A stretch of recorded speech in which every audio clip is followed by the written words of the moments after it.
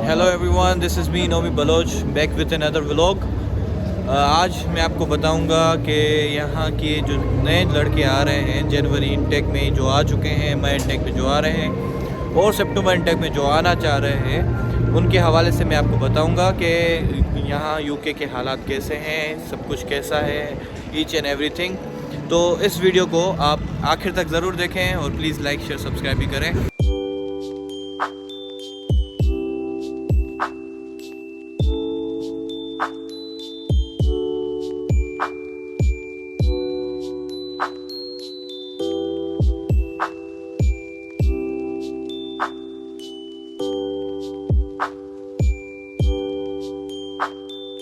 तो चलें वापस आ जाते हैं वीडियो पे और मैं आपको बताता हूँ कि अभी लंदन की सिचुएशन क्या है स्टूडेंट्स के लिए और जो भी अभी आ रहे हैं नेक्स्ट स्टूडेंट्स। तो यहाँ पे मैं लंदन की बात करूँगा, बाहर का अभी मुझे पता नहीं है इतना कुछ खास।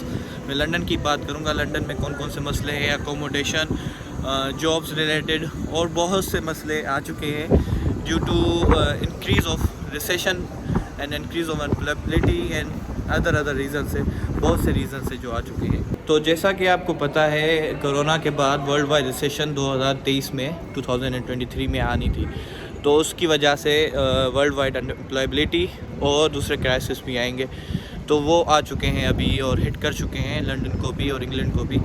तो ड्यू टू इंक्रीज़, जैसे ही कोरोना ख़त्म हुआ, लोगों ने अप्लाई करना शुरू किया, डिफरेंट स्टूडेंट्स आने लगे और बड़ी तादाद में।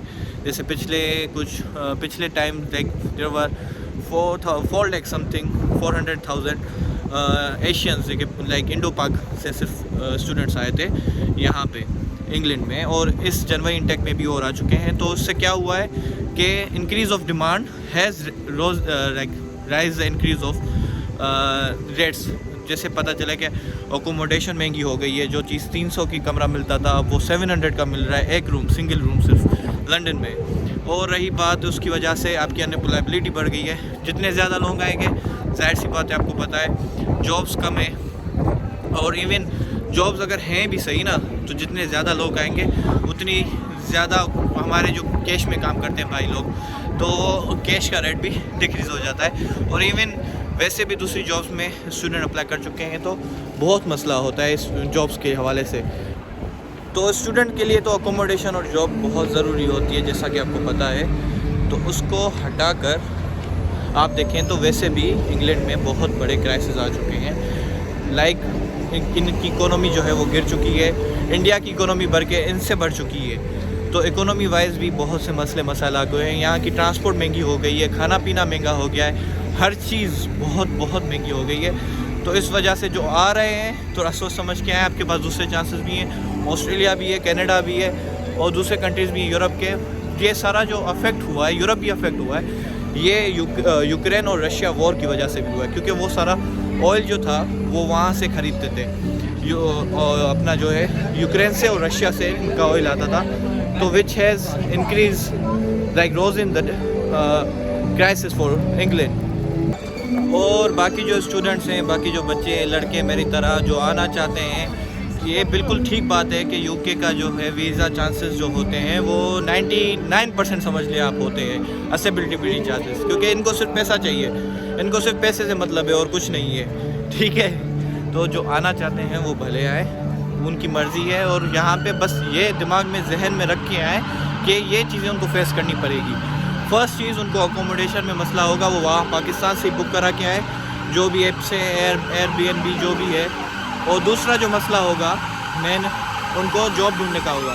तो वो ये चीज़ अगर माइंड में रख के आएंगे तो उनके लिए काफ़ी आसानी होगी, सर्वाइव करना काफ़ी बेहतर हो जाएगा, ईजी हो जाएगा। तो ये सब बातें सुनने के बाद आप यही सोचेंगे कि मैं आपको डीमोटिवेट कर रहा हूँ या नहीं आना चाहिए, मैं खुद बैठा हूँ यहाँ पे और ये वो जो भी फलाना ढिमकाना जो भी बातें हैं, तो ऐसा बिल्कुल भी नहीं है।